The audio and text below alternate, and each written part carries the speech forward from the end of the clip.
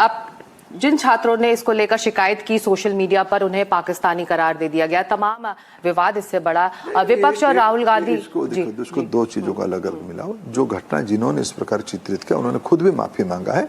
कोई भी विद्यार्थी को ये प्रजातांत्रिक अधिकार उसका है, उन्होंने सही उठाया, उसको हमने समाधान भी करके दिया। जिन जिन बच्चों ने सोशल मीडिया में या ईमेल के माध्यम से या और किसी कोई एक लड़का ने भोपाल ने सीधा अपना भोपाल केंद्र पे चला गया, उसको समाधान दिया। समाधान के बाद उन्होंने सोशल मीडिया में अपना कहानी लिखा है। हम सभी का समाधान करेंगे। अभी भी कह रहे हैं जिनकी भी कुछ विषय और भी ग्रीवांस रह जाएगा, उसको भी मैन्युअली हम उसको समाधान सुनेंगे, उसको उत्तर देने का प्रयास करेंगे। और बाकी रहा राहुल गांधी जी के प्रश्न के ऊपर, मैं इस समय में कोई राजनीतिक भाषा पे उत्तर देना नहीं चाहूंगा। राहुल गांधी जी की एक अभ्यास बनी है एक बिना तथ्य के ऊपर कुछ आरोप लगाना। पर आपने ये जवाब दिया है और कल भी आपने ये जवाब दिया, लेकिन ये समझना चाहेंगे कि जो कंपनी है कोएम्प्ट एड्यूटेक, जिसको कॉन्ट्रैक्ट ओएसएम का मिला, एक आखिरी सवाल इस पर, फिर मैं नीट पर बढ़ूंगी आगे।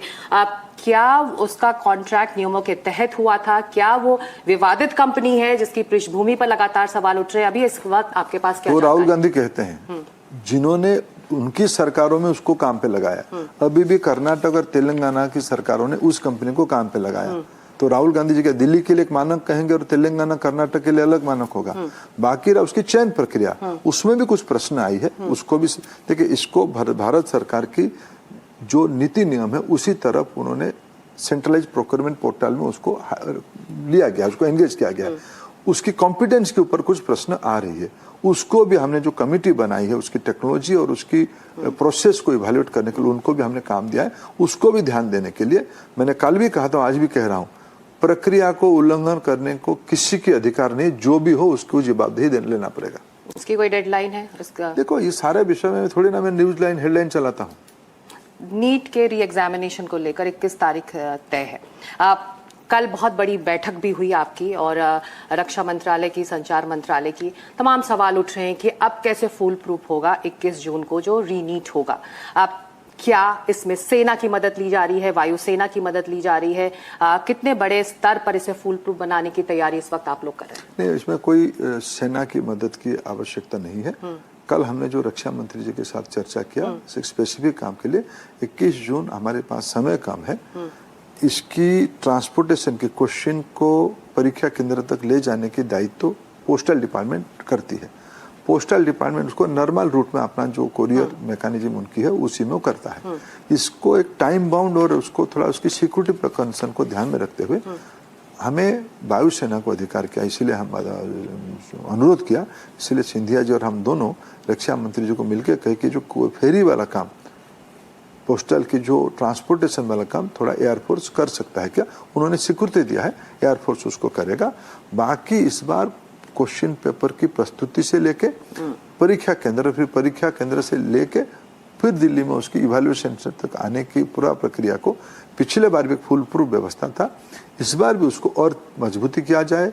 सारे राज्यों को इन्वॉल्व किया जा रहा है, सारे डिस्ट्रिक्ट एडमिनिस्ट्रेशन को इन्वॉल्व किया जा रहा है, भारत सरकार के अनेकों विभागों को उसके साथ जोड़ के काम को तंदुरुस्त किया जा रहा है।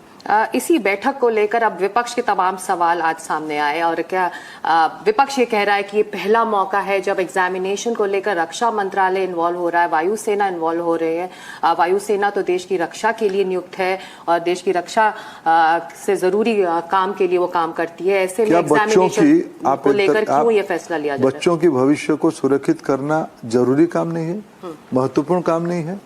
देखो, विपक्ष को अपने भाषा पे रहने दीजिए, मैं उस भाषा को उत्तर नहीं दे सकता हूँ।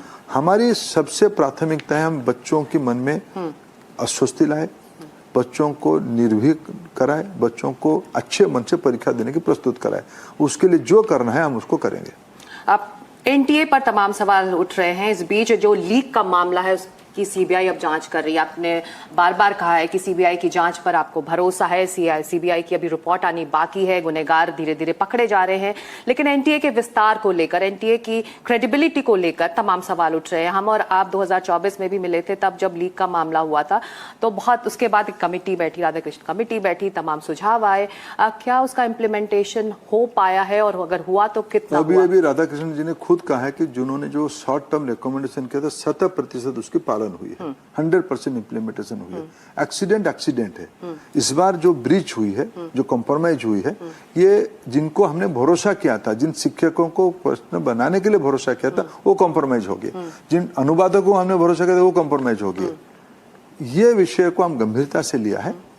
एनटीए सफलता के साथ देश में हर एक साल, आफ्टर ऑल जेई कौन परीक्षा कराता है, सीयूईटी कौन परीक्षा कराता है, यूजीसी नेट कौन परीक्षा कराता है, सीएसआर नेट कौन परीक्षा कराता है। एनटीए अपने दायित्व ठीक निभा रहा है। इस परीक्षा के साथ कॉम्प्रोमाइज हुई है, उसको ध्यान दिया जा रहा है। आगे ऐसा ना हो, उसकी जवाबदेही हमारी है।